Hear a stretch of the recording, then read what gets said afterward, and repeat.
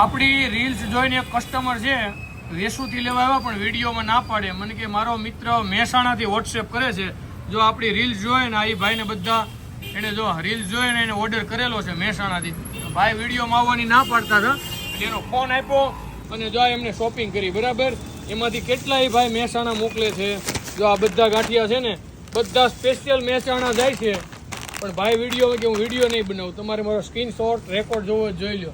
જો આ ભાઈના એના મિત્રએ કરેલું છે અને આપણા ગાંઠિયા કુંભણિયા મહેસાણા જવાના છે.